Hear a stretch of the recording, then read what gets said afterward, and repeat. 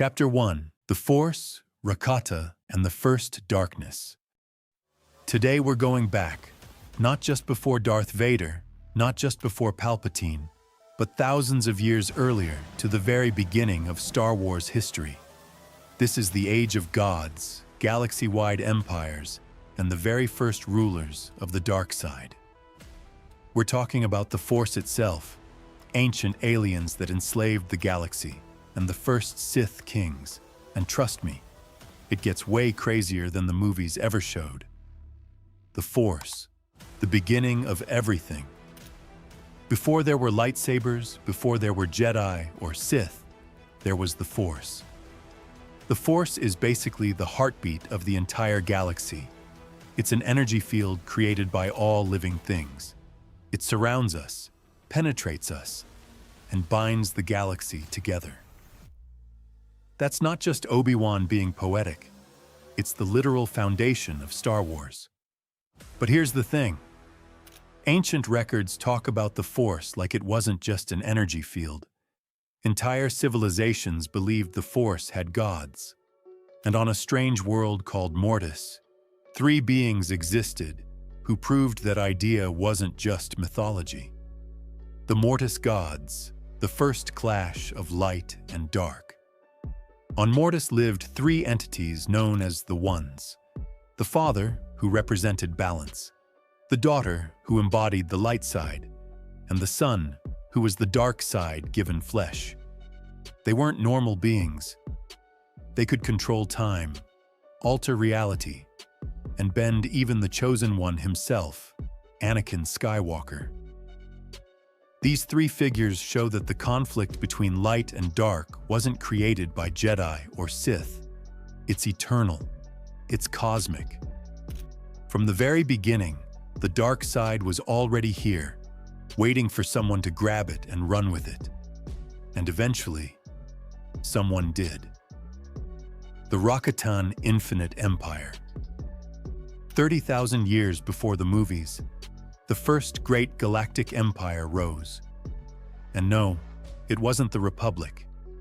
It was the Rakata, a species of carnivorous aliens who were both Force-sensitive and absolutely ruthless. The Rakata created something insane: the Infinite Empire. They enslaved entire species, spread across the galaxy, and used the dark side to fuel their technology. That's right. Their blasters, their ships, even their hyperdrives were powered by the Force itself. Imagine your iPhone only works if you're angry enough. That's Rakatan tech. And the jewel of their empire was the Star Forge, a massive space station that could literally print endless fleets of ships and armies. The Star Forge was alive, feeding off the Force and growing stronger the more hatred and war it absorbed. The Rakatan collapse. But like every empire that relies on cruelty, the Rakata eventually fell. Why? Because the Force turned on them. After centuries of using the dark side as a battery, the Rakata lost their connection to the Force completely. Imagine an army of billions with lightsabers and superweapons. And overnight, they can't touch the Force anymore. Their empire crumbled, their slaves revolted, and the once unstoppable Rakata were reduced to scavengers hiding on their homeworld. Their fall created a power vacuum. For the first time, the galaxy was free of a universal conqueror. And in that space, something new rose. Something that would define Star Wars forever. The rise of the Jedi. With the Rakata gone, Force-sensitive philosophers gathered on the planet Tython. This was ground zero for the Jedi. Back then, they weren't even called Jedi. They were the Jedi. Their philosophy was balance. They believed you needed both the light side and the dark side, like yin and yang. Too much of one, you'd lose balance. They even lived by this on Tython, which had 2 moons. One representing light, one representing darkness. When the Jedi got out of balance, they were literally forced into exile until they restored harmony within themselves. It was strict, but it worked, for a while. But over time, the Jedi leaned further and further toward the light side. They declared the dark side unnatural, corrupt, dangerous, and by cutting it off, they planted the seeds of their greatest enemy, the Sith, the first darkness among the Sith species. Here's the part most fans don't know. The Sith weren't originally a religion or a title. They were a red-skinned warrior species who lived on a desert planet called Korriban. They were fierce, tribal, and naturally strong in the dark side. While the Jedi were learning balance on Tython, the Sith were already living it raw and unrefined. And among them rose the first great dark monarch, King Adas. This guy was a giant, literally, black-armored warlord king, feared even by his own people. Adas united the Sith species for the first time and ruled for nearly 3 centuries. He was so powerful in the dark side that his people called him the immortal God King. His reign basically set the tone. The Sith weren't just Force users, they were conquerors. Adas eventually fell fighting off invaders from outside the Sith world, but his legend lived on. He left behind the Sith holocrons, teaching tools of dark side power. Every Sith Lord who came after would be influenced by Adas's shadow, Dathka Graush, the Butcher King. After Adas, the Sith species saw rulers who made his reign look merciful. One of the most infamous was Dathka Graush. Where Adas had unified his people, Graush ruled through fear and slaughter.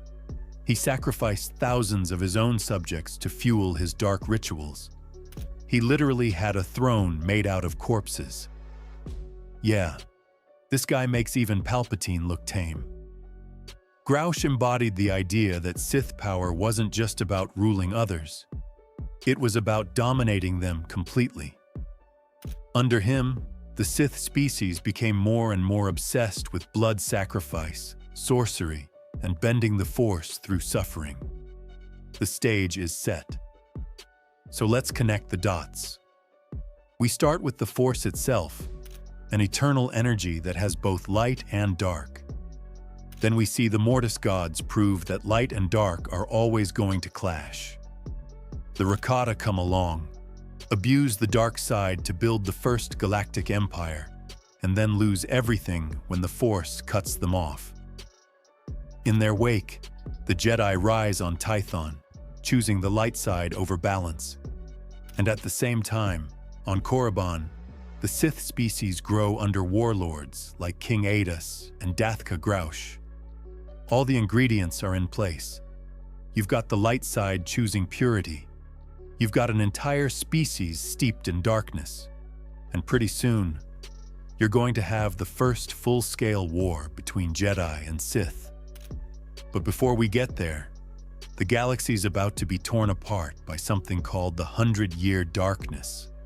So the question is, what happens when a group of Jedi decide that the dark side isn't evil at all, but the ultimate path to power? That's coming up. The 100-Year Darkness and the Exiles.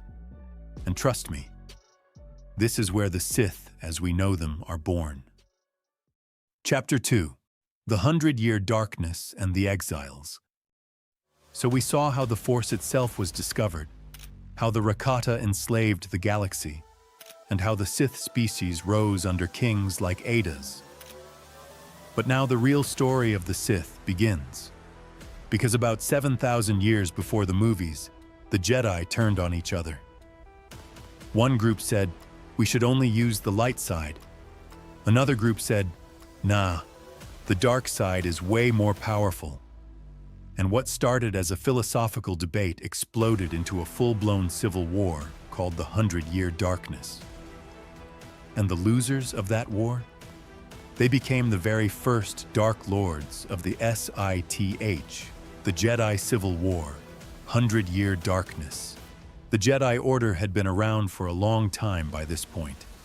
They were guardians of peace, followers of the light side. But as the Order grew, cracks started forming. Some Jedi felt restricted. They saw the light side as a leash, holding them back from unlocking the true potential of the Force. They wanted freedom. They wanted power. This clash of beliefs turned violent. Jedi fought Jedi in one of the longest civil wars in galactic history, the 100-Year Darkness. Imagine a century of lightsabers clashing, armies marching, entire worlds pulled into the chaos. And what made the dark side faction truly terrifying was their experimentation. These dark Jedi weren't content with just dueling. They turned to forbidden sciences. They created monsters with Sith alchemy, twisted abominations like the Tarantatek, beasts bred specifically to hunt Jedi. Think about that. These fallen Jedi weren't just fighting their old brothers and sisters. They were making custom-built Jedi killing monsters to unleash on the battlefield. And for a while, it actually looked like they might win. The exile of the Dark Jedi. But the Jedi Council rallied. The Loyalists eventually crushed the dark side faction. The Dark Jedi were defeated, chained, and exiled. They were sent away, cast out of the Republic, forced to wander deep into the unknown regions. The Jedi thought that was the end of them, that these heretics would just fade into obscurity. They couldn't have been more wrong. Because exile didn't destroy the Dark Jedi. It gave them a new home and a new people to rule. Discovery of the Sith species on Korriban. The Exiles eventually stumbled onto a remote desert world, Korriban. And here they made first contact with the Sith species. The red-skinned warriors who had been living in darkness for millennia under kings like Adas and Dathka Graush. These Sith were already steeped in the dark side, but they weren't as advanced in technology as the exiled Jedi. When the Sith saw these powerful Force wielders, they didn't resist. They worshipped them. To the Sith species, these exiled Jedi were gods, and the Dark Jedi were more than happy to play the role. Ajunta Pall, the first Dark Lord. Leading the Exiles was Ajunta Pall.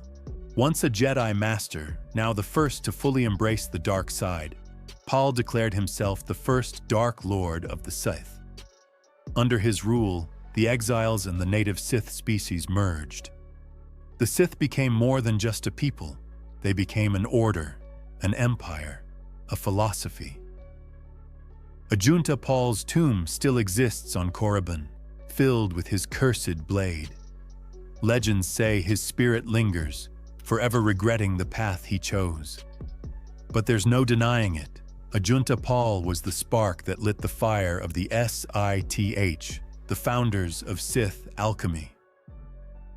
But Ajunta Pall wasn't alone. Some of his fellow exiles became legendary in their own right.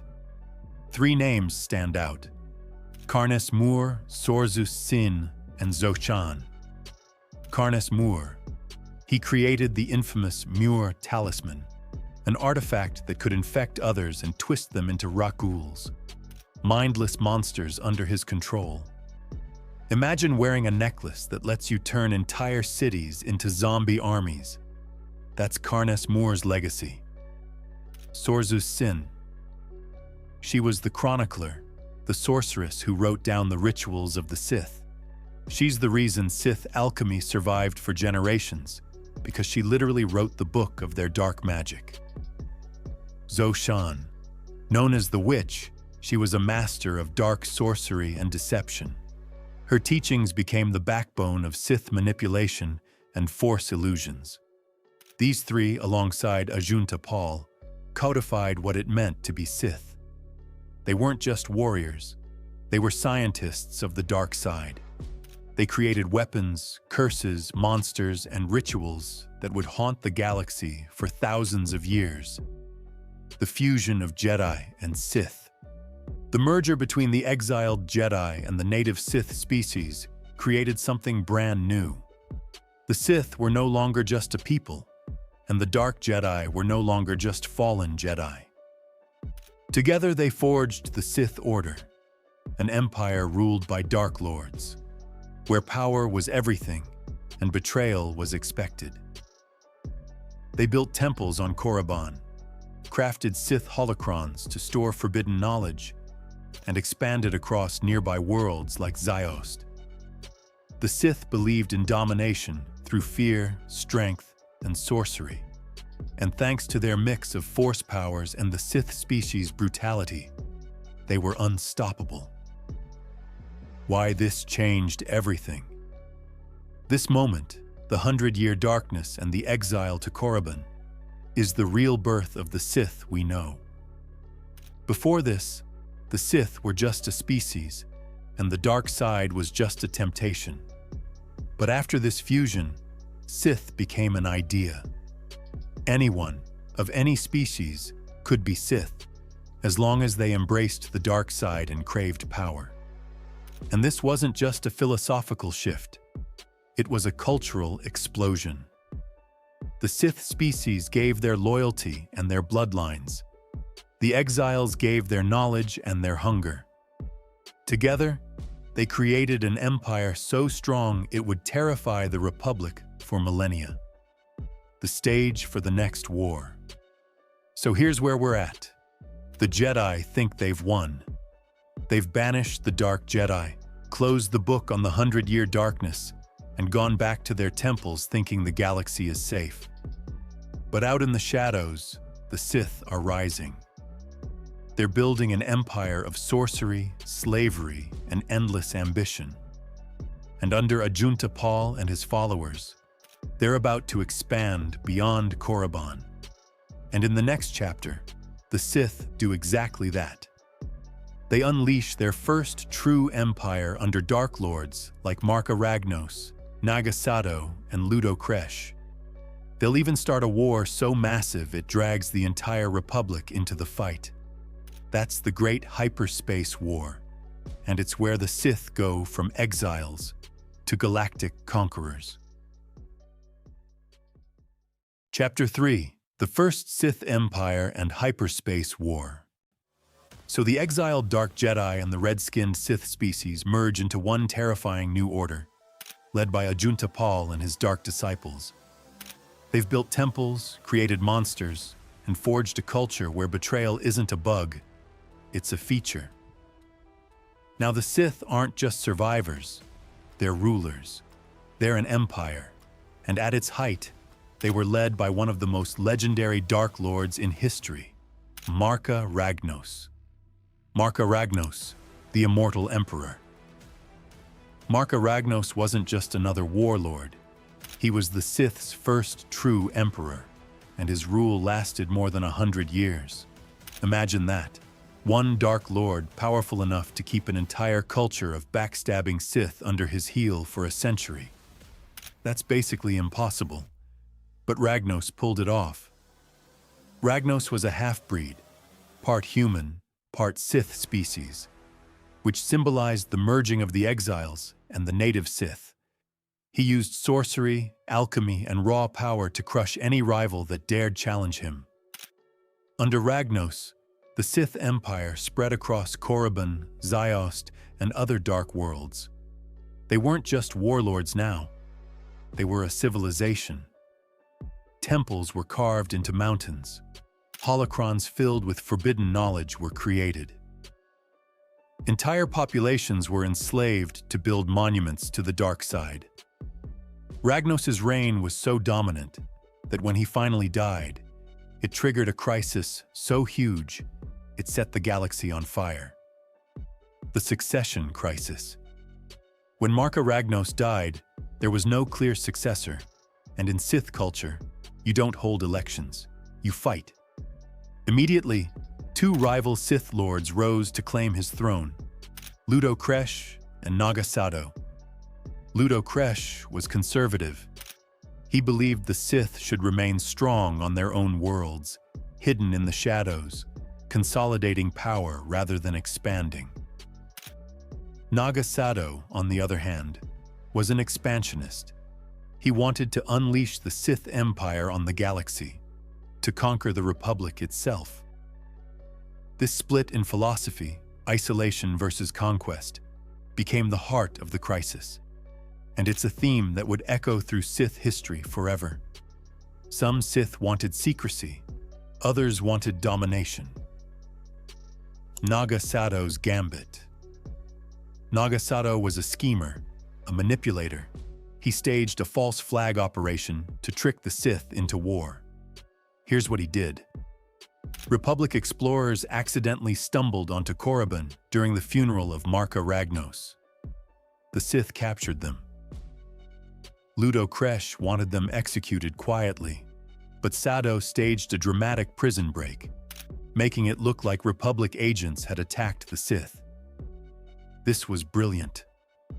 Suddenly, the Sith Lords were outraged, and Sado had the perfect excuse to rally them for war against the Republic. He even declared himself Dark Lord, claiming Ragnos' throne with the support of enough Sith to launch his invasion. The Great Hyperspace War. And so, the Sith finally came out of the shadows. The year was around 5000 BBY, and this was the first true war between the Sith Empire and the Galactic Republic. The Great Hyperspace War. Naga Sado unleashed fleets of Sith warships, powered by dark side sorcery, and struck deep into Republic space. Worlds burned. Jedi and Sith clashed in battles that spanned entire sectors. And for a moment, it looked like the Sith might actually win. But here's the twist. Sado's empire wasn't united. Ludo Kresh betrayed him, attacking him in the middle of the war. Sith fighting Sith, right when they needed each other most. It's the classic Sith problem. They hate sharing power more than they hate losing. The defeat of the Sith. With Kresh sabotaging him and the Republic rallying its defenses, Sado's invasion collapsed. The Jedi pushed the Sith back, and Sado was forced to retreat. He fled to Yavin 4, yes, the same Yavin 4 where the rebels later blew up the Death Star. There, he built massive temples with the help of the Massassi, a subservient race he twisted with Sith alchemy. But his empire? It was shattered. Ludo Kresh died, Sado went into hiding, and the once united Sith civilization fractured into chaos. The Republic thought they had won, that the Sith were no longer a threat. Seeds of survival. But here's the thing about the Sith. They never stay dead. Even in defeat, they plant seeds. Naga Sado's teachings lived on, passed down in secret. Freedon Nadd, a fallen Jedi, would later find Sado's spirit and learn from him, keeping the dark flame alive. And those temples on Yavin 4, they would echo all the way into the films, where the Sith's ancient power still lingered thousands of years later. So while the Republic celebrated its victory, the Sith weren't gone. They were just scattered. And scattered Sith are dangerous, because every time they regroup, the galaxy bleeds. And that regrouping happened faster than anyone expected. Out of Naga Sado's shadow came new dark prophets like Freedon Nadd, who carried the Sith legacy to Onderon. From him would rise Exar Kun, one of the most dangerous Sith Lords in history. And when he combined forces with Ulic Qel-Droma, the galaxy would be plunged into another devastating conflict, the Great Sith War. That's where we're heading next. Chapter 4. Freedon Nadd, Exar Kun, and the Great Sith War. The Great Hyperspace War left the Sith Empire shattered. Naga Sado fled into hiding on Yavin 4, building temples and plotting in the shadows. The Republic thought the threat was over. The Jedi believed the dark side was beaten, but they had no idea, because the teachings of the Sith didn't die with Sado. They were about to infect a brand new world, and that infection's name was Freedon Nadd. Freedon Nadd, the Jedi who fell. Freedon Nadd started out as a Jedi, a promising one, strong in the Force, but he was ambitious. He wanted more power, and the Jedi Council held him back. So, like so many fallen Jedi before and after him, Nadd turned to the dark side. He hunted for knowledge beyond what the Jedi allowed. Eventually, Nadd discovered the spirit of Naga Sato himself, still clinging to existence on Yavin 4. Sato trained Nadd in the ways of Sith sorcery, giving him access to forbidden rituals and dark powers. Armed with this new knowledge, Nadd left Yavin and set his sights on a new home, the planet Onderon. Onderon becomes a Sith world. When Nadd arrived on Onderon, he didn't just rule, he corrupted. He introduced Sith sorcery to the people, twisted their culture, and built his own dark dynasty. Onderon's royal line was forever tainted by Sith blood and Sith teachings. Even after Freedon Nadd died, his tomb radiated dark side energy so strong that his spirit lingered, whispering to the living, pulling them deeper into the shadows. This is how the Sith survived. Not with armies or empires, but with whispers, artifacts, and corrupted bloodlines. They didn't need fleets when they could poison entire worlds with one man's ambition. Enter Exar Kun. Now let's jump forward a few generations. A Jedi named Exar Kun enters the story. Kun was brilliant, arrogant, and obsessed with learning all aspects of the Force. He didn't just want to study it, he wanted to master it. The Jedi tried to guide him, but Kun's curiosity pushed him straight into the arms of the dark side. Where did he go to find forbidden knowledge? You guessed it, the tomb of Freedon Nadd on Onderon. There, Nadd's spirit appeared to him, just as Sato's spirit had once appeared to Nadd. Kun resisted at first, but the temptation was too strong. Piece by piece, Exar Kun was seduced. He accepted the teachings of Nadd, embraced the dark side, and declared himself the new Dark Lord of the Scythe. Corruption of the Jedi. Kun didn't stop at himself.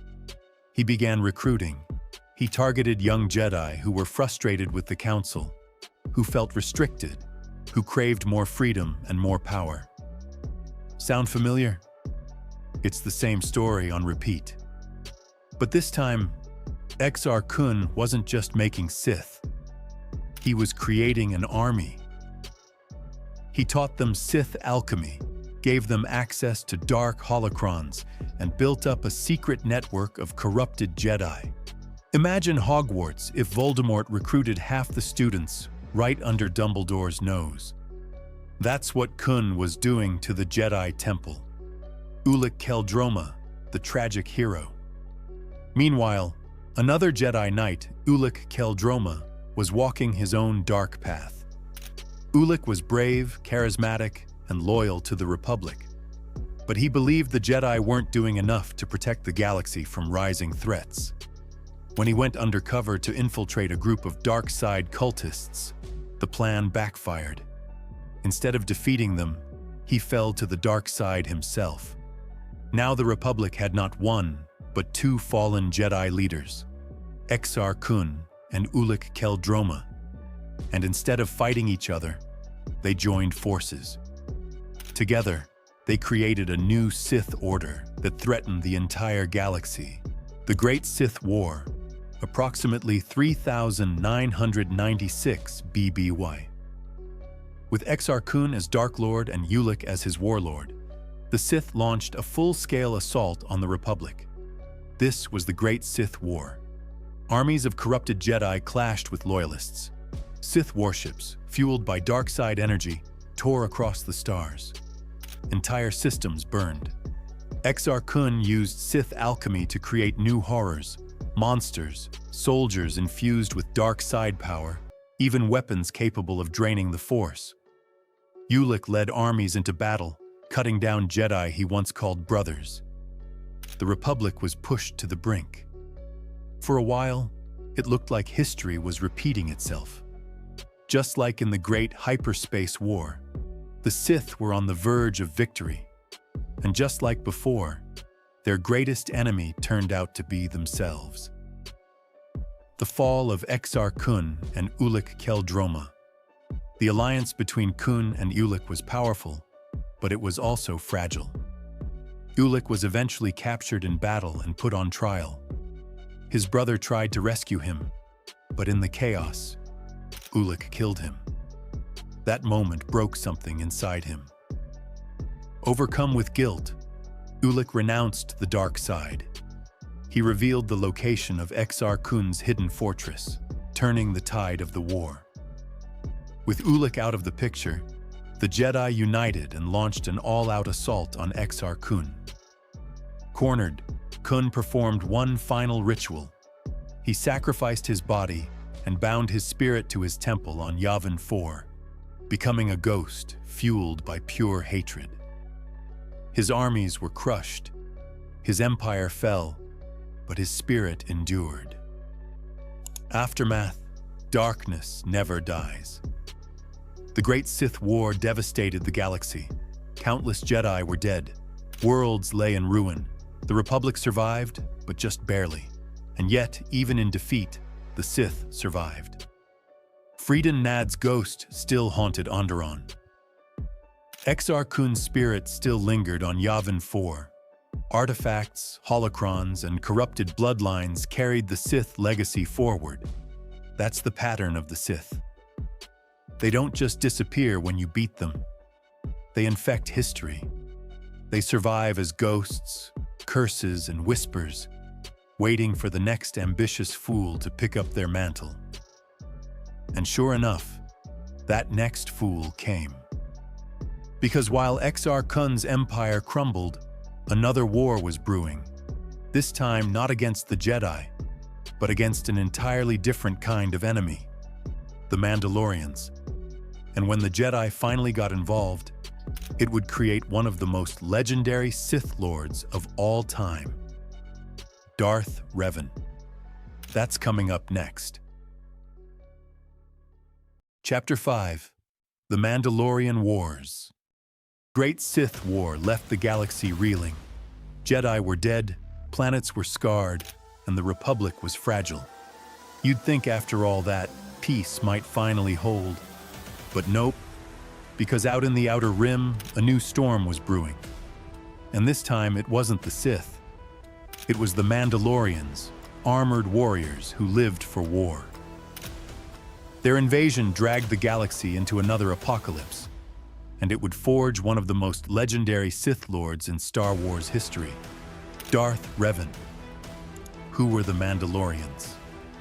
Before we dive into the war, let's talk about who the Mandalorians actually were. Today, people think of Mandalorians as Boba Fett clones, or Din Djarin from The Mandalorian. But way back in the Old Republic, the Mandalorians were something very different.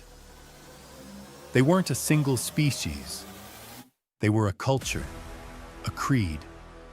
Anyone could become a Mandalorian if they proved themselves in battle and swore loyalty to the clan. They lived for combat. War wasn't just survival, it was their religion. They believed in the Resol Nar, the 6 actions that defined what it meant to be Mandalorian. And at the top of that list was defend yourself and your people. The galaxy to them was a battlefield, and conquest was how they honored their ancestors.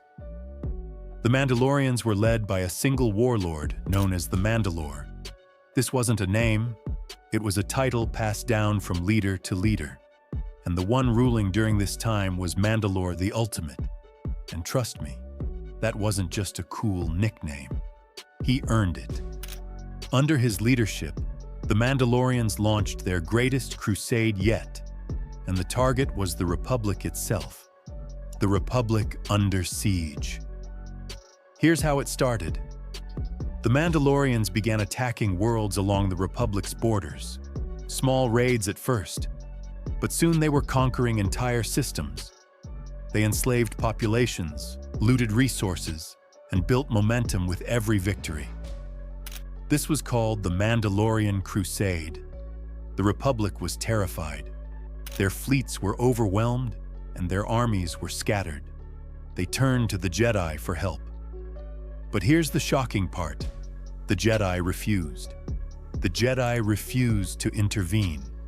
The Jedi Council believed the Mandalorian threat wasn't their fight. They thought it might be a trap, that maybe some hidden Sith influence was pushing the Mandalorians to war, and if the Jedi intervened, they'd fall right into it. So instead of mobilizing, the Council ordered the Jedi to stay out of it. Imagine that.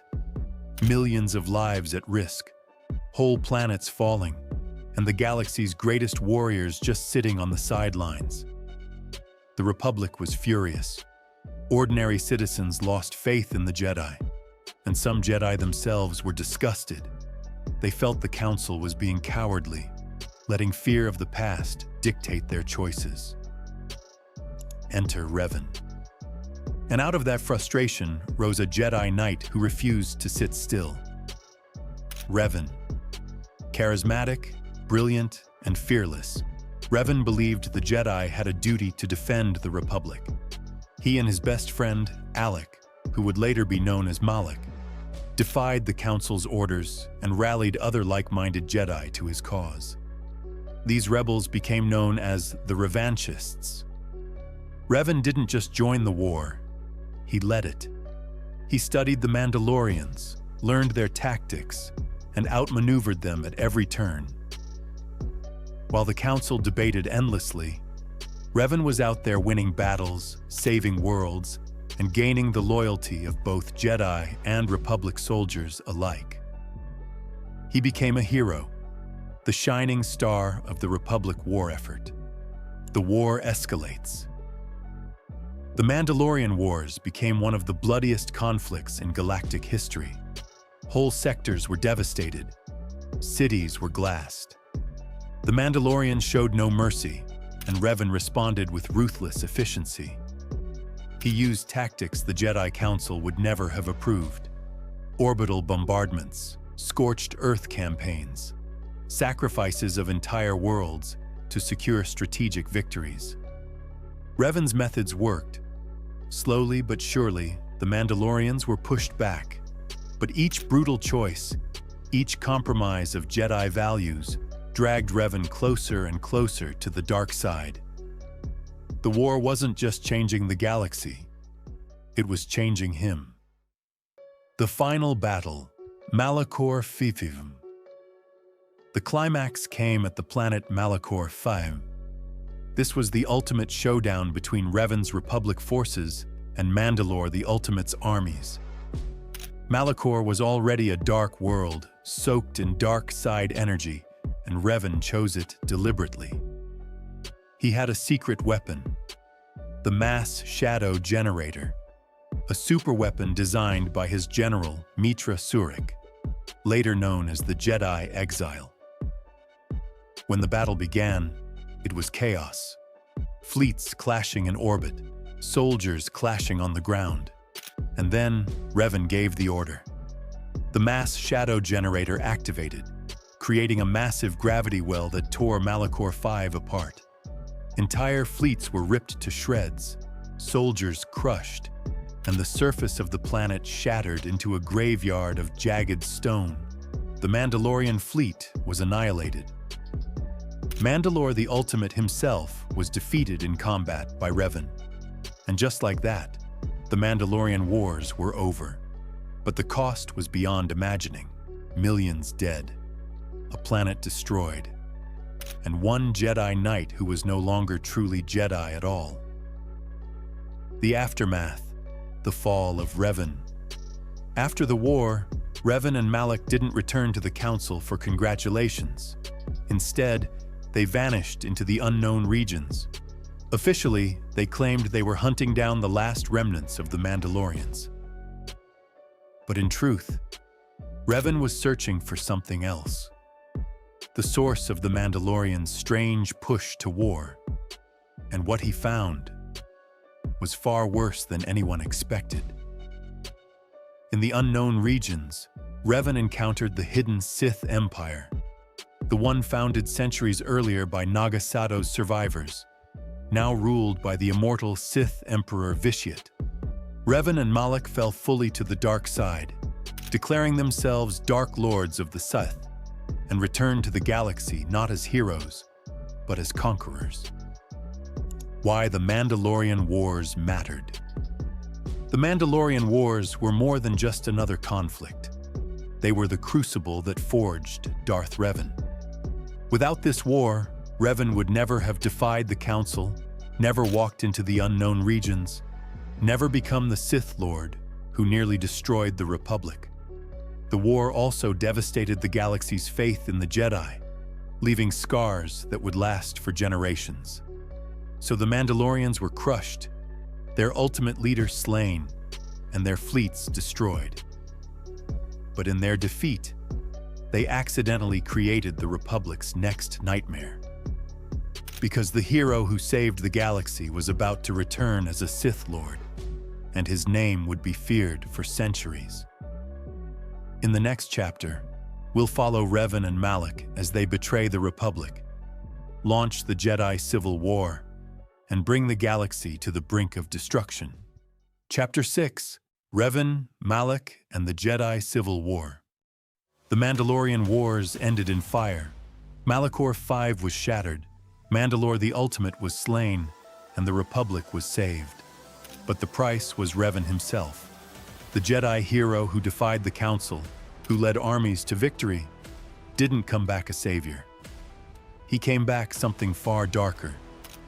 Because in the unknown regions, Revan found the true Sith Empire, discovered a weapon called the Star Forge, and along with his friend Alec, now Darth Malak, returned as a Sith Lord ready to conquer the Republic he once swore to protect.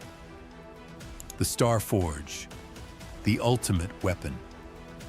Revan's journey into the unknown regions wasn't random. The Mandalorians had been manipulated. Their crusade wasn't just hunger for war. They were being nudged by the hidden hand of the Sith Emperor, Vitiate. While exploring, Revan uncovered the truth. A Sith Empire still alive in the shadows, and a superweapon left behind by the Rakata called the Star Forge. The Star Forge was like the Death Star crossed with a factory that never stops. It could create ships, weapons, even droids endlessly, powered not by fuel, but by the dark side of the Force. The more hatred and war surrounded it, the stronger it became. For Revan, who already believed in using ruthless tactics, the Star Forge was destiny. He embraced it, and with it, he embraced the title of Darth Revan.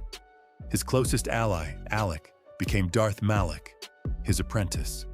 The Jedi Civil War begins. When Revan and Malak returned, they didn't come back quietly. They brought fleets, soldiers, and war machines built by the Star Forge. They announced themselves as the new Dark Lords of the Sith and declared war on the Republic. This conflict became known as the Jedi Civil War, because once again, it was Jedi against Jedi, brother against brother. Revan was a genius strategist. His military mind was unmatched. Everywhere the Republic fought, Revan was one step ahead. Entire fleets surrendered rather than face him. Worlds fell to his banner. And here's the wild part. Many Jedi actually followed him. They believed Revan was right, that the Council's inaction had nearly doomed the Republic during the Mandalorian Wars, and that his leadership was the galaxy's only hope. They weren't just fighting against him. Some were fighting for him. The betrayal of Darth Malak. But here's where it all unravels. Because if there's one thing we've learned about the Sith, it's that betrayal isn't optional. It's inevitable. Darth Malak, Revan's apprentice, grew jealous. He wanted the power for himself. So during a battle with the Jedi, Malak betrayed Revan. He fired on Revan's flagship, trying to kill his master and seize control of the Sith. Revan was gravely injured, but the Jedi strike team led by Bastila Shan captured him before Malak could finish the job. The Jedi Council wiped Revan's memory, stripping him of his Sith identity, and reprogrammed him with a new one. A man who didn't know who he was, who could be retrained as a Jedi from scratch. Think about that. The greatest Sith Lord of his era turned into a blank slate and thrown back into the fight without even knowing his own past. It sounds insane, but it worked. The redemption of Revan. As Malak rose to power, he unleashed the full might of the Starforge. His fleets terrorized the Republic. He even began using the dark side to torture prisoners into becoming loyal Sith soldiers. Malak had none of Revan's subtlety, none of his genius. He was brute force, ruling through fear, and for a while it worked. But then, Revan came back, still suffering from memory loss, but trained again as a Jedi. He began to piece together the truth. Guided by Bastila Shan and a small band of allies, Revan rediscovered his past, confronted Malak, and chose a new path. He wasn't bound by the Council, and he wasn't bound by the Sith. He was free to choose for himself, and he chose redemption. In the final battle, Revan boarded the Starforge itself. He cut his way through Malak's armies, faced his former apprentice, and defeated him in single combat. Malak died still clinging to the dark side, while Revan destroyed the Sith Armada and saved the Republic. Again. The legacy of Revan. But Revan's story doesn't end with victory. His redemption was real, but his scars never left him. He knew the hidden Sith Empire was still out there, lurking in the unknown regions, waiting for the right moment to strike. After the war, Revan disappeared again, heading back into the darkness to confront the true Sith threat. His ultimate fate is shrouded in mystery, told differently in different records. But his impact is undeniable. The Jedi Civil War left the Republic bleeding. Entire sectors were ruined. The Jedi Order was fractured, with many knights dead or turned. The Republic survived, but only barely. And the teachings of the Sith, the Starforge, the corrupted Jedi, the holocrons Revan left behind, all of it kept the dark side alive. Why it mattered. The Jedi Civil War wasn't just about Revan. It was about the danger of power, the fragility of loyalty, and the idea that even heroes can fall if they believe their way is the only way.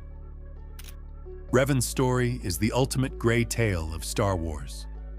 A Jedi who became a Sith who became a Jedi again, and a man whose choices changed the fate of the galaxy more than once.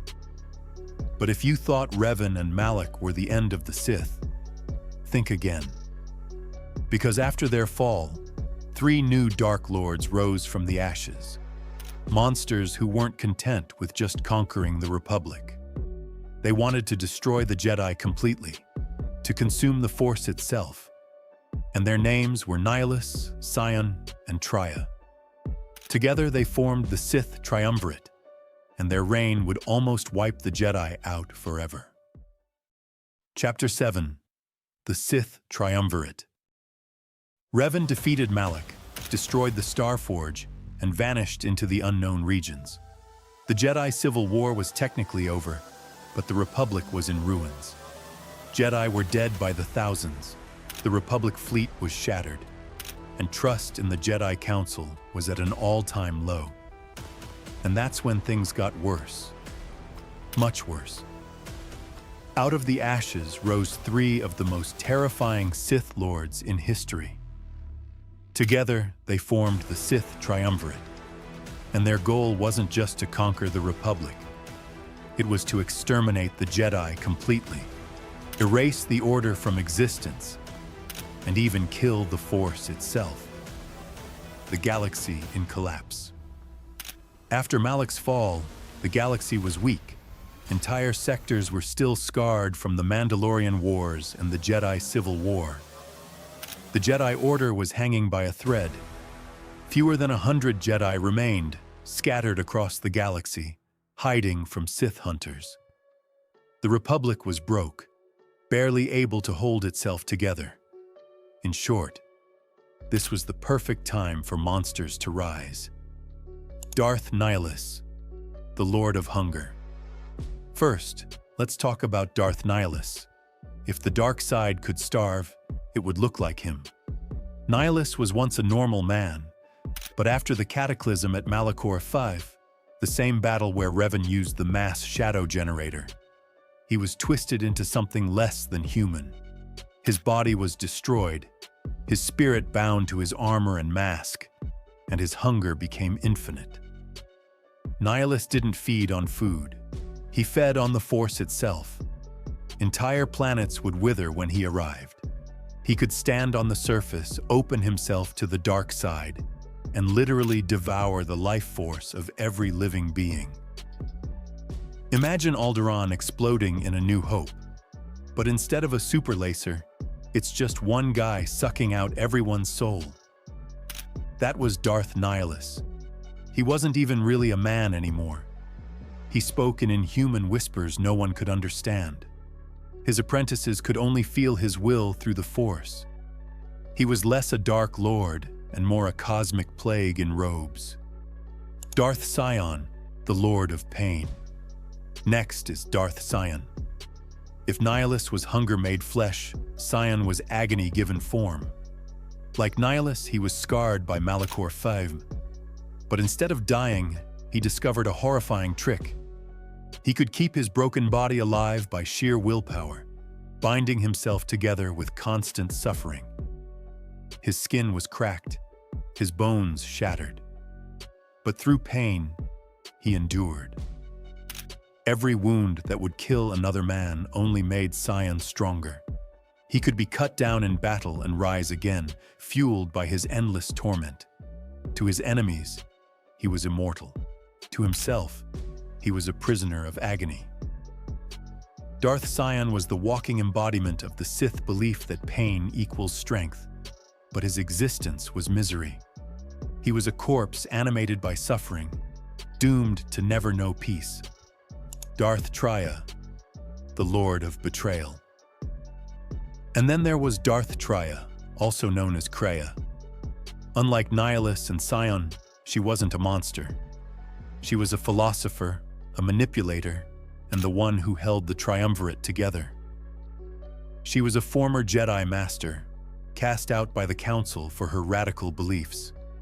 In exile, she turned to the dark side, founding a new Sith Academy on Malachor 5 and taking on students, including Nihilus and Sion.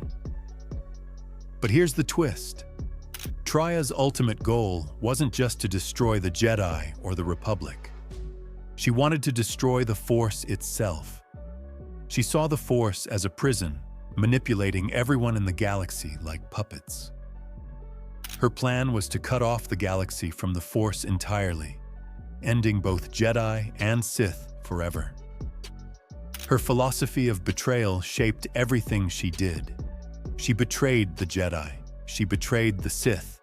She even trained apprentices knowing they would betray her, because in her mind, betrayal was the true path to strength.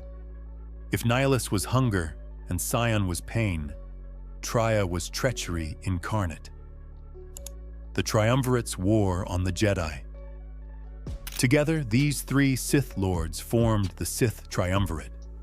From their base on Malachor 5, they launched a purge unlike anything the galaxy had ever seen. They didn't build fleets or conquer planets. They hunted Jedi. One by one, they tracked down the survivors of the Civil War and exterminated them. The Order was reduced to almost nothing. Jedi temples were abandoned. The few who remained went into deep hiding. Nihilus would drain entire worlds just to kill the Jedi hiding there. Sion and his assassins stalked the shadows, cutting down knights and masters wherever they found them. And all the while, Traya whispered, pulling strings, setting traps, turning Jedi against each other with manipulation. The Jedi exile, the last hope. But in the middle of this nightmare, one figure emerged. The Jedi exile, Mitra Surik. She was the general who had activated the mass shadow generator at Malachor 5, and the wound it created in the Force made her unique.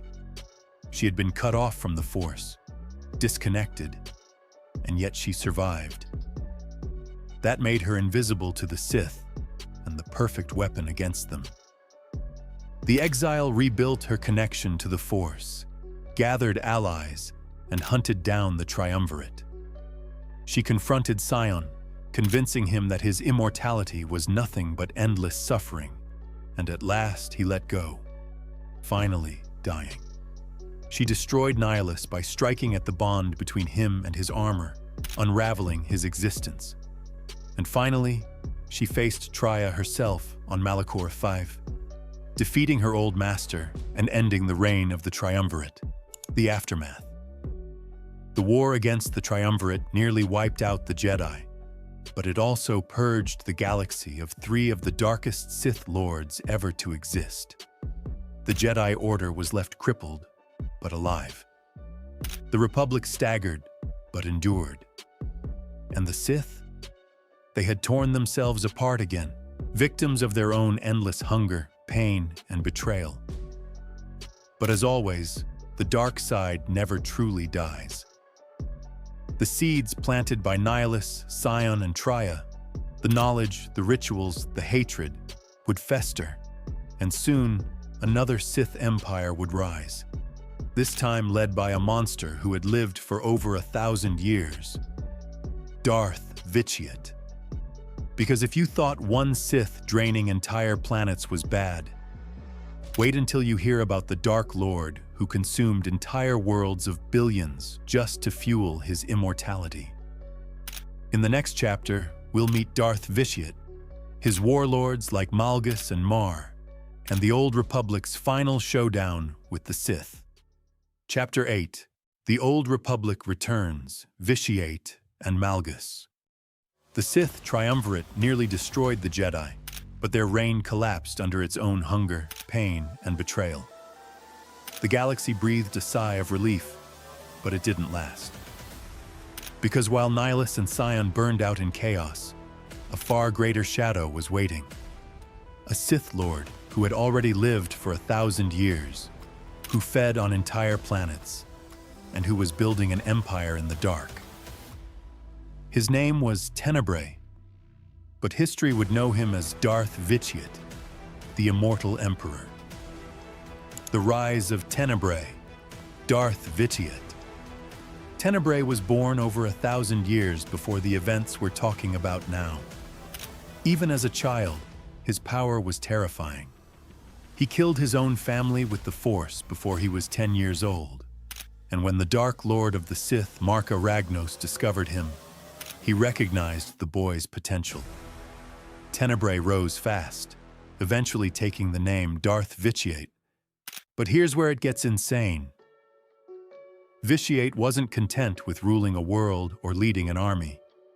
He wanted eternity. On his homeworld of Nathema, he performed a ritual so powerful it drained the life of every living being on the planet, millions of people, just to make himself immortal. The entire world was left dead, empty, silent.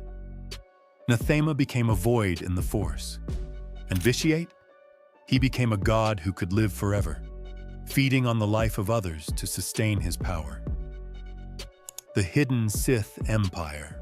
After the Republic's victory in the Great Hyperspace War, the galaxy thought the Sith were gone. But Vitiate gathered the survivors, led them into the unknown regions, and rebuilt. For centuries, while the Republic recovered, he forged a new Sith Empire in secret. Entire worlds were enslaved, fleets were raised, and a dark council of Sith Lords was created to govern under his watch. And after 1,000 years in hiding, Vitiate decided the time had come to return. The Great Galactic War. In 3681 BBY, the Sith Empire launched a surprise attack on the Republic. This was the beginning of the Great Galactic War. The Sith fleets stormed across the galaxy, burning worlds, conquering systems, and bringing the Republic to its knees. Jedi and Sith clashed in massive battles not seen since Revan's time. One of the most infamous moments of this war was the sacking of Coruscant. The Sith, led by Darth Malgus, launched a devastating surprise assault on the Republic's capital. They stormed the Jedi Temple, slaughtering defenders, and set the city ablaze. Smoke rose from the skyline as the heart of the Republic burned. The galaxy had never seen such destruction. Darth Malgus, the Conqueror.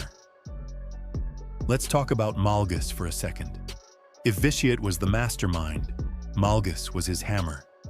Towering, brutal, unstoppable in combat, Malgus was the Darth Vader of his age. His most famous battle was at Alderaan, where he fought through blaster fire, Jedi Knights, and Republic soldiers to claim victory. Later, during the sacking of Coruscant, he cut down Jedi Masters like they were nothing. He even turned on his own allies when they got in his way. Malgus believed in a pure Sith empire, one built on strength alone, cleansed of weakness, even if it meant killing fellow Sith. Malgus became the face of the war. To the Republic, he was the monster that haunted their nightmares. To the Sith, he was the warrior they aspired to be. And to Vitiate, he was just another pawn. The Cold War. After decades of bloodshed, the Republic and the Sith signed a treaty. But this peace was a lie. The Treaty of Coruscant forced the Republic to give up key systems, handing victory to the Sith. Publicly, there was a ceasefire. Privately, both sides armed themselves, rebuilt fleets, and prepared for the next round.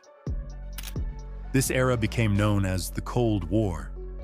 And during this time, we meet more Sith figures who shaped the age.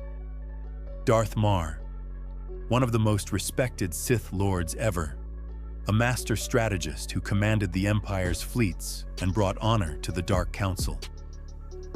Mar wasn't about scheming for himself. He truly believed in the strength of the Empire.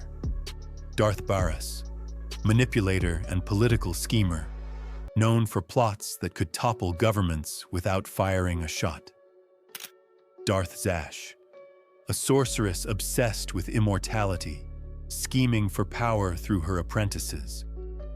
Darth Thanaton, a traditionalist Sith, defender of the old ways, who clashed violently with those who sought innovation. Each of these Sith added their own brand of chaos to the Empire, ensuring that even when the Republic wasn't attacking, the Sith were still tearing each other apart. The Galactic War.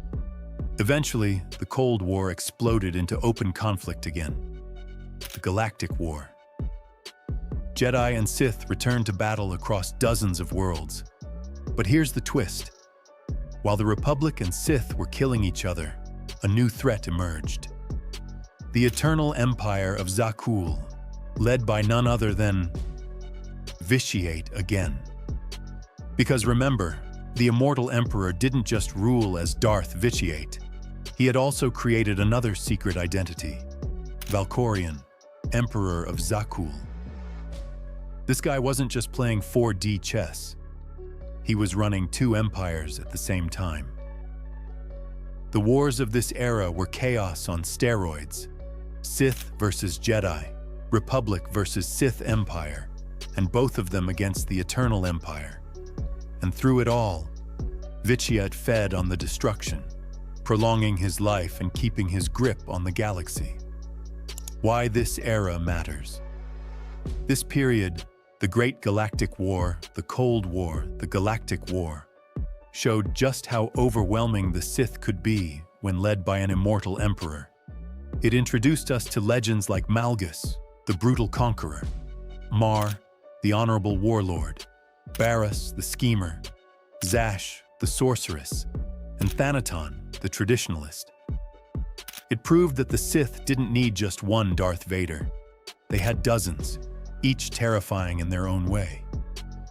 But just like always, their greatest weakness wasn't the Jedi. It was themselves. Infighting, betrayals, hidden agendas, all of it eventually fractured the Sith Empire. And though Vitiate's shadow would linger for centuries, the galaxy eventually staggered into yet another fragile piece. But the Sith weren't done. Far from it. Because even after Malgus and Mar, even after the wars of Vitiate, the Sith Order fell into one final, catastrophic civil war. The new Sith Wars. Out of that darkness rose Darth Bane, the man who wiped the board clean and created the famous Rule of Two. In the next chapter, we'll see how one Sith reshaped the entire future of the dark side. Chapter 9.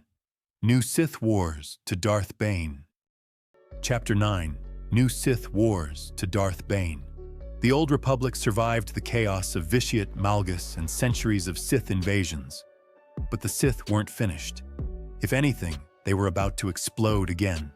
For 1,000 years, the galaxy descended into non-stop conflict, a nightmare called the New Sith Wars. This age was so brutal that entire civilizations collapsed, and out of the ashes rose a single Sith Lord who decided, you know what? The Sith are doing it all wrong. His name was Darth Bane, and he rewrote the dark side forever. Darth Ruin sparks the new Sith Wars, approximately 2000 BBY. It all began with a fallen Jedi named Phineas, who turned to the dark side and took the name Darth Ruin. Ruin didn't just defect quietly. He declared that the Jedi were liars, that true freedom came through the dark side, and he built an army of followers around himself. His rebellion against the Republic grew and spread, and soon, dozens of Sith warlords were carving up the galaxy.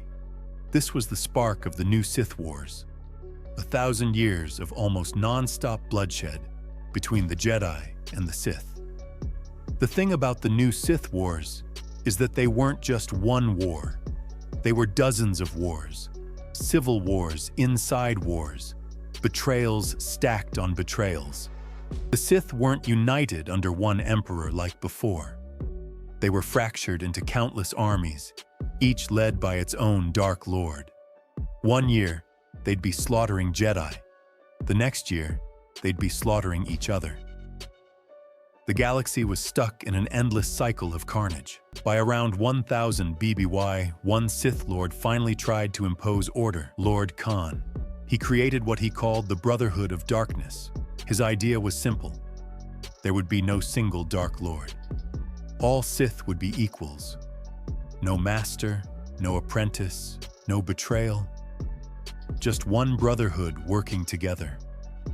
Sounds noble, right? Yeah, it wasn't. Because when everyone is equal, no one is in charge. The Sith became an army of warlords with no clear direction. Kyan preached unity, but in practice it made the Sith weaker, not stronger. The Jedi, by comparison, rallied under a single banner called the Army of Light, led by Jedi Master Hoth. And for the first time in centuries, the Jedi started to push the Sith back. The Ruusan Campaign. The final showdown came on the planet Ruusan. This world became the central battlefield of the new Sith Wars. The Brotherhood of Darkness faced off against the Jedi Army of Light in a war of attrition that dragged on and on. Imagine World War I trench warfare, but with lightsabers, force powers, and Sith sorcery. Both sides were exhausted. Both sides were desperate. And then came the ultimate disaster. Lord Khan, in an act of madness, unleashed a ritual called the Thought Bomb. He and his Sith performed a massive dark side spell that annihilated both the Sith and the Jedi trapped in its blast. Thousands of Force users were destroyed in an instant, their souls ripped from their bodies and trapped in an eternal storm on Ruusan. The planet itself became a haunted graveyard of screaming spirits. The Thought Bomb obliterated the Brotherhood, Every Sith Lord on Ruusan was gone. Every Jedi who faced them was gone. The only survivor was one man, Darth Bane. Darth Bane, the survivor. Bane had always thought Kayan's brotherhood was foolish.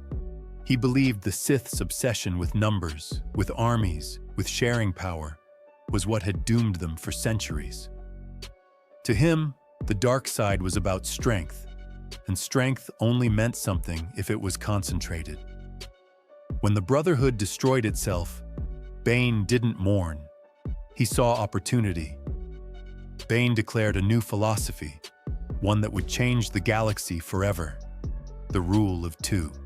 From now on, there would only ever be two Sith at a time: a master who embodied power, and an apprentice who craved that power. The master would train the apprentice. The apprentice would one day kill the master. And through this cycle, the Sith would grow stronger with every generation. No more armies, no more factions, just two. Hidden, patient, working in the shadows until the galaxy forgot about them.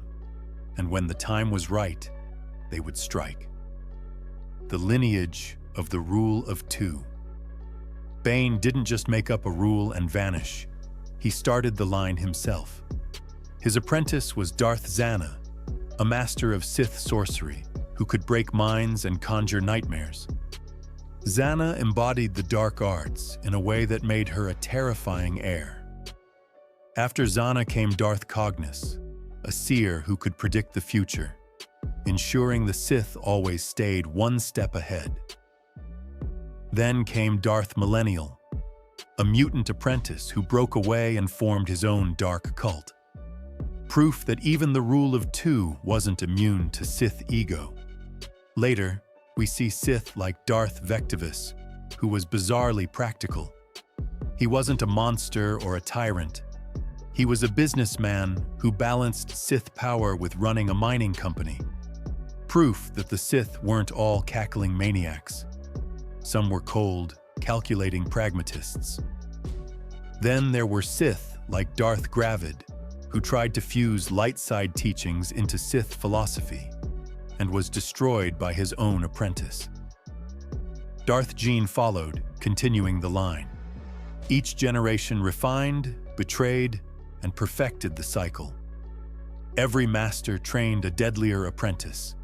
Every apprentice eventually replaced their master. The legacy of Darth Bane. Darth Bane's vision worked. The Jedi thought the Sith were extinct after Ruusan. They lowered their guard. They rebuilt the Republic, convinced the dark side had been wiped out. But in the shadows, the rule of two survived. A secret thread stretching across centuries. That line would eventually lead to Darth Plagueis, Darth Sidious, and Darth Vader. Every victory the Sith ever had in the movies traces back to Darth Bane's decision on Ruusan. So the Sith went underground. No more empires, no more wars in the open. Just a master and an apprentice, whispering in the shadows, waiting for the moment to return. For centuries, they pulled strings from behind the curtain. And in the High Republic era, when the Jedi were at their golden age, the Sith were there, hidden, patient, watching. In the next chapter, we'll see how they stayed invisible, how they passed their legacy from Tenebris to Plagueis, and how their shadow crept closer to the fall of the Republic. Chapter 10. Hidden Sith in the High Republic and Plagueis. After Ruusan, the Jedi thought the Sith were gone, extinct, wiped out once and for all. But the truth, the Sith were never gone. Thanks to Darth Bane's rule of two, they were hiding in plain sight. One master and one apprentice, whispering in the shadows, plotting for centuries while the Jedi let their guard down. And during the High Republic, when the Jedi reached their golden age, the Sith were already out there, moving pieces into place for the fall of the Republic. The High Republic, Jedi at their peak. 200 years before the movies, the galaxy entered what historians call the High Republic era. This was the Jedi at their absolute strongest. The Republic was expanding, peace was widespread, and Jedi weren't just warriors. They were explorers, diplomats, and protectors. They lit the way for civilization, literally calling themselves guardians of the light. But while the galaxy basked in golden light, the shadows were never gone. Sith Lords still existed. They had simply mastered the art of invisibility. For centuries, they worked in secrecy, making sure the Jedi never discovered them, feeding their knowledge into a hidden chain that stretched from Bane all the way to Sidious. Chimir, the stranger in the shadows. And recently, in the Acolyte, we finally saw proof that the Sith were still around during the High Republic. Enter Chimir, also known as the Stranger. A mysterious dark side warrior, Chimir is revealed as a Sith Lord hiding in the shadows, testing potential apprentices while keeping his true nature concealed. His very existence proves the rule of two was alive and well, even while the Jedi thought they had purged the dark side from the galaxy. Chimir embodies what makes this era terrifying. The Jedi are at their height, but they're blind. The Sith are right under their noses, pulling strings, making moves, preparing the way for their eventual return. It's the calm before the storm, the line of the hidden Sith. So who were the Sith during this time? Thanks to the rule of two, we know exactly how the lineage continued. After Darth Bane, the mantle passed through generations of masters and apprentices until we arrive at three key names: Tenebrous, Venemis, and Plagueis. Darth Tenebrous, the Bith Master. First, we have Darth Tenebrous. Unlike the warrior kings of old, Tenebrous was cold, calculating, and scientific. He was a Bith, the same species as the band in Mos Eisley, but don't let that fool you. Tenebrous wasn't playing music. He was playing with life itself. He specialized in mathematics, biology, and manipulation of midi-chlorians. To him, the Force wasn't mystical. It was an equation to be solved, hacked, and exploited. Tenebrous believed in a future where the Sith could transcend death, not through faith or ritual, but through science. His obsession laid the foundation for his apprentice to go even further down that path. Darth Venemis, the secret apprentice. Now here's a twist. Tenebrous, in classic Sith fashion, had not one but two apprentices. His official heir was Plagueis, but in secret, he also trained another, Darth Venemis. Venemis was intended as a backup plan, someone Tenebrous could pit against Plagueis to test their strength. But when Plagueis discovered this betrayal, he did what any good Sith would do. He eliminated Venemis and cemented himself as the true successor.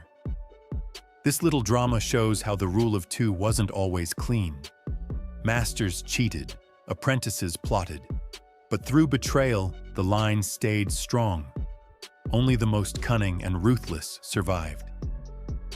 Darth Plagueis, the manipulator of life. And that brings us to one of the most infamous Sith Lords in Star Wars, Darth Plagueis the Wise. Yes, the same one Palpatine whispers about to Anakin in Revenge of the Sith. Did you ever hear the tragedy of Darth Plagueis the Wise? Plagueis was obsessed with immortality. Building on Tenebrous's teachings, he experimented with midi-chlorians, the microscopic life forms that connect all beings to the Force. His goal was nothing less than the power to create life itself and to stop death. And according to legends, he actually succeeded. He learned to manipulate life energy so precisely that he could save others from dying. He could even, allegedly, generate life in the womb, which raises wild questions about Anakin Skywalker's mysterious birth. But for all his power, Plagueis made the classic Sith mistake. he trusted his apprentice. And that apprentice? Darth Sidious, the man who would become Emperor Palpatine. Plagueis taught Sidious everything, believing their partnership would unlock immortality. Instead, Sidious murdered him in his sleep.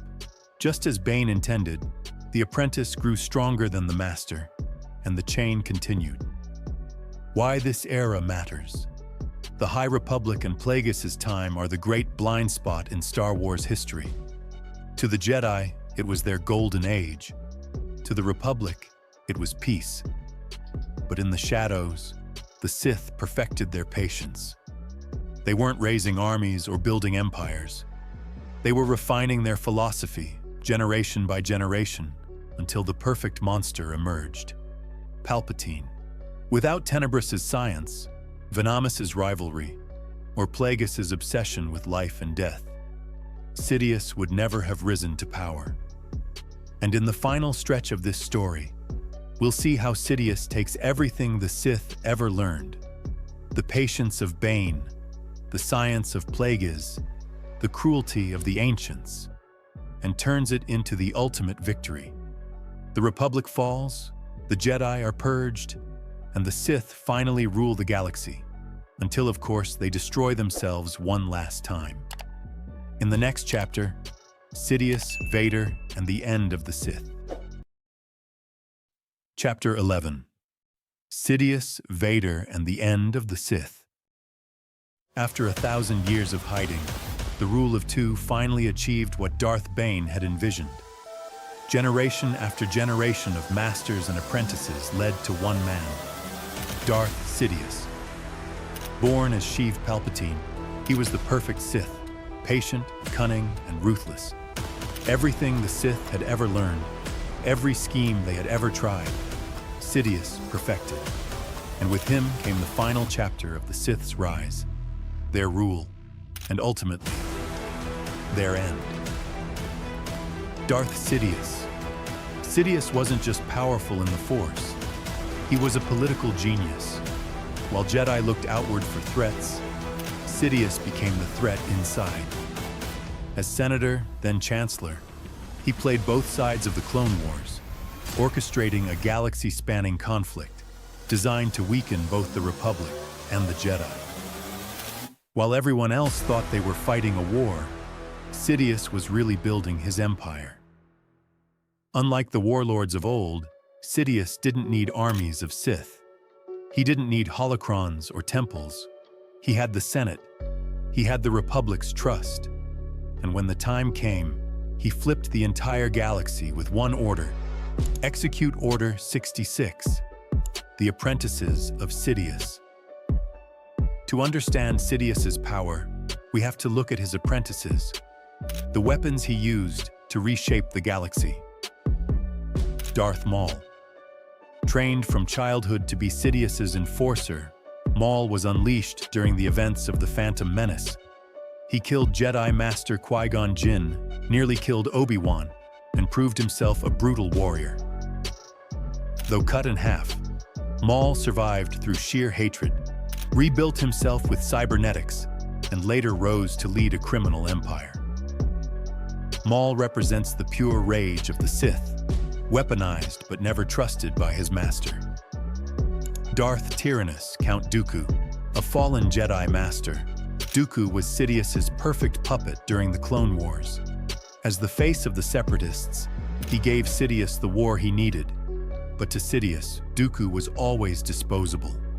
He was a stepping stone to the true apprentice Sidious coveted, Anakin Skywalker. Darth Vader, Anakin Skywalker, the chosen one. Twisted by fear of loss and seduced by promises of power, Anakin became Darth Vader, Sidious's ultimate weapon. Together they led the Jedi Purge, hunted survivors, and enforced the will of the Empire. Vader was the nightmare every Jedi feared. Their greatest warrior, turned into their executioner. The Clone Wars, the Jedi Purge, the Empire. Here's how it all fell apart. Sidious orchestrated the Clone Wars by controlling both sides. The Republic used clone armies secretly bred on Kamino, while the Separatists fielded endless droid legions. The Jedi fought valiantly, but it was a trap. The war was never meant to be won. It was meant to weaken the Jedi and make the Republic dependent on Sidious's leadership. And then came the infamous moment. Order 66. Across the galaxy, clone troopers turned on their Jedi commanders. In one night, the Jedi were exterminated. Yoda and Obi-Wan survived, but thousands of Jedi, generals, healers, Padawans, were slaughtered by their own troops. It was the final move. The Republic became the Empire, the Jedi Order was destroyed, and the Sith finally ruled the galaxy, the reign of the Sith. For 2 decades, Sidious ruled unopposed. Vader terrorized the galaxy, crushing rebellions and hunting Jedi survivors. The Sith had achieved what they had dreamed of since the days of Ajunta Pal: absolute power. For the first time in thousands of years, there were no more Jedi armies to resist, no Republic to check their ambition. The galaxy belonged to the Sith, but as always, the Sith's greatest weakness wasn't the Jedi, it was themselves. Vader's redemption. Anakin Skywalker may have fallen, but a spark of the Jedi still lived inside him. That spark grew when his son, Luke Skywalker, refused to give up on him. In the throne room of the second Death Star, Sidious tried to break Luke, just as he had broken Anakin years before. But Luke resisted, and in that moment, Vader made his choice. He turned on Sidious, lifting his master and hurling him into the reactor core. Palpatine was destroyed, the Empire collapsed, and with Vader's sacrifice, the prophecy of the Chosen One was fulfilled. The Sith were gone. Balance had returned to the Force, or so it seemed. The Sith eternal and Palpatine's return. But you know the Sith, they never stay dead. In the sequel era, it's revealed that Sidious had planned for his death all along. Through cloning, dark rituals, and a hidden cult called the Sith Eternal, he survived. On the hidden world of Exegol, Sidious rebuilt his strength. He commanded a vast fleet, the Final Order, with weapons powerful enough to destroy entire planets. Once again, he reached for galactic domination, but this time, he was opposed not just by Jedi, but by a new generation of heroes. Rey, the last Jedi, faced Sidious in a final showdown. With the spirits of all past Jedi behind her, she defied him, reflecting his own lightning back upon him and ending his reign once and for all. The Sith Eternal Fleet was destroyed, Exegol collapsed, and Sidious finally fell for good. The end of the Sith. And that's how it ends. From Ajunta Pal on Korriban to Darth Bane's rule of 2, from Plagueis' obsession with immortality to Sidious's rise and fall, the Sith spanned thousands of years of galactic history. They built empires, toppled republics, enslaved planets, and nearly wiped out the Jedi more than once. But in the end, they always fell victim to their own hunger, their own betrayals, their own ambition. The Sith never truly died because of the Jedi. The Sith always died because of the Sith. So when you look at the movies, you're not just seeing Palpatine throwing lightning or Vader choking generals. You're seeing the final act of a story that began over 7,000 years earlier. A story of ambition, betrayal, hunger, and pain. A story of the dark side itself. The Sith rose from exile, built empires, reshaped the galaxy, and fell again and again, until at last, the last Dark Lord was destroyed on Exegol. The question is this truly the end of the Sith? Or like always, are they just waiting in the shadows for the galaxy to forget? After all, if Star Wars has taught us anything, it's this: the dark side never really dies. Epilogue. Legend's continuation, Beyond Sidious. So in canon, the Sith end with Sidious's death on Exegol. But in Legends, the expanded universe stories outside official canon, the dark side doesn't stop there. In fact, the Sith keep evolving for centuries, twisting into new forms, new empires, and new Dark Lords. Let's take a look at how the Sith legacy continues in Legends. Lumia, the Dark Lady of the Sith. After the fall of Palpatine and Vader, the Sith weren't supposed to exist anymore. But one survivor picked up the torch, Lumia. Once an Imperial agent and apprentice of Vader, she rose as the new Dark Lady of the Sith. With her light whip and mastery of deception, Lumia kept the Sith dream alive in the shadows. She didn't rebuild an empire, but she planted the seeds of the next great Dark Lord. Darth Caedus, Jacen Solo's fall. Those seeds grew in the form of Jacen Solo, the son of Han and Leia, and nephew of Luke Skywalker.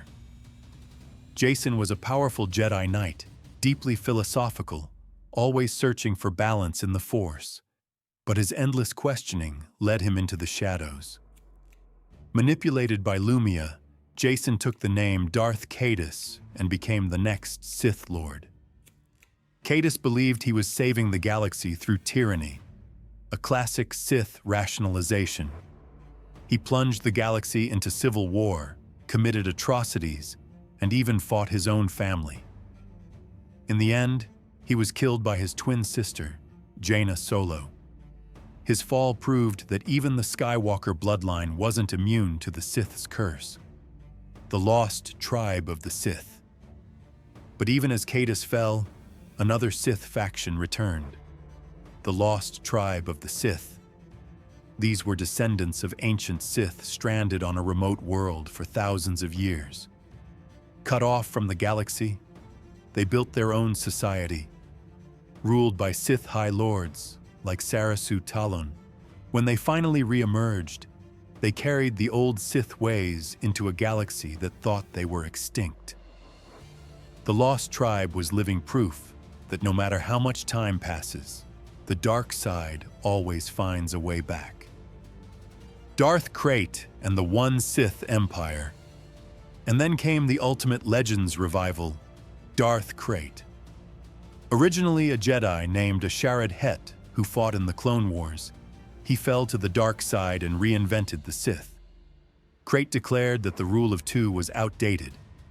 Instead, he created the One Sith, a unified empire where all Sith served under him alone. No more master-apprentice betrayals, no more hiding. Just one order, one vision, one empire. Krayt ruled with lieutenants like Darth Talon, a deadly Twi'lek assassin, Darth Wirelock, his loyal vizier and voice, and Darth Neel, a Nagai warrior who became one of his fiercest generals. Together, they rebuilt the Sith into a galactic force to rival Sidious's empire, the Sith Imperial War. Under Krayt, the Sith launched the Sith Imperial War, centuries after Luke Skywalker's time. The One Sith overthrew the Galactic Alliance and even shattered Luke's Jedi Order. For a time, it looked like the Sith had truly won again. But like always, the cracks appeared. Wirelock eventually betrayed Krayt, other Sith rebelled, and their empire fractured. The pattern repeated: Sith rise, Sith conquer, Sith collapse. The final lesson of Legends. What makes the Legends epilogue so fascinating is that it proves the Sith aren't just villains of one era, they're a cycle. From Lumia to Caedus, from the Lost Tribe to Krayt's One Sith, the dark side keeps reinventing itself. It doesn't matter how many times the Jedi win. It doesn't matter how many times the Sith are declared extinct. In Legends, the Sith always return. So whether you follow canon or dive into Legends, the story of the Sith is the same. They rise, they conquer, they betray each other, and they fall. But their shadow never really leaves the galaxy. Because as long as there's ambition, fear, and the hunger for power, The Sith will always be out there, waiting.